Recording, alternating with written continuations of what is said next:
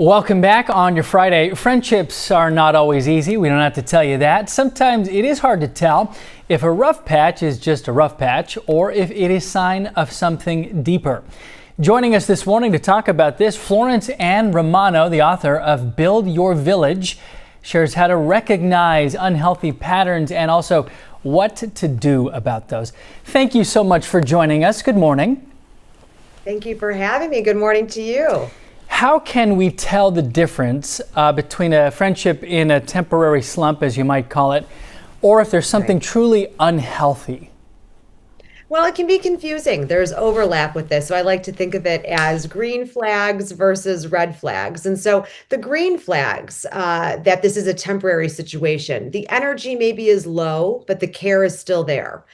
Communication perhaps slows, but it doesn't totally disappear.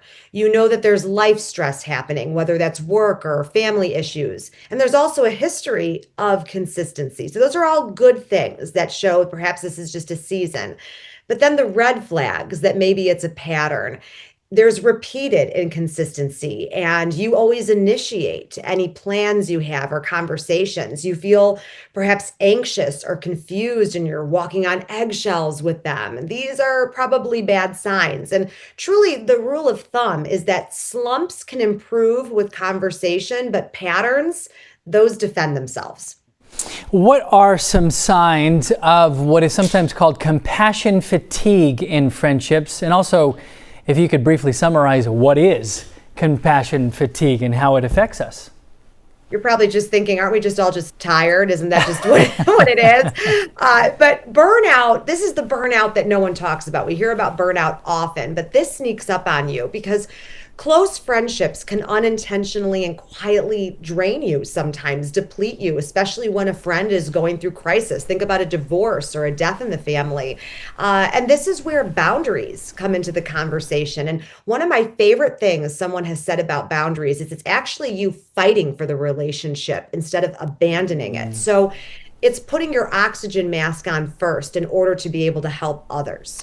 In addition to that good advice about putting your oxygen mask on, what are specific ways that we can strengthen our friendships, whether we think it's in a temporary slump or maybe just want to make it stronger overall?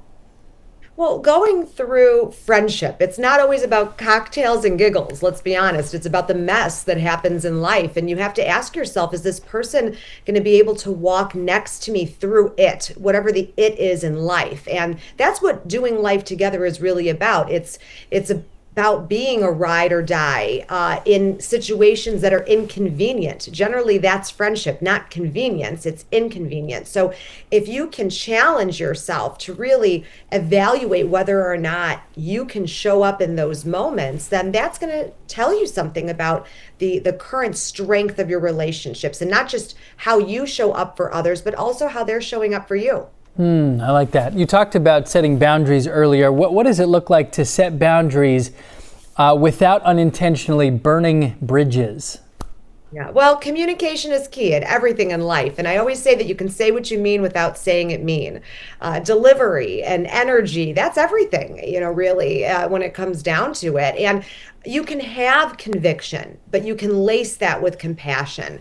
And you also want to remember that you're not just talking to be heard, you're talking to listen to. Say what you mean without saying it mean. That was profound. That was good. Hard to do. Hard to do. Right. Yeah. Practice it. Thank you so much for your time. We appreciate you joining us this morning. Thank you for having me. Pleasure.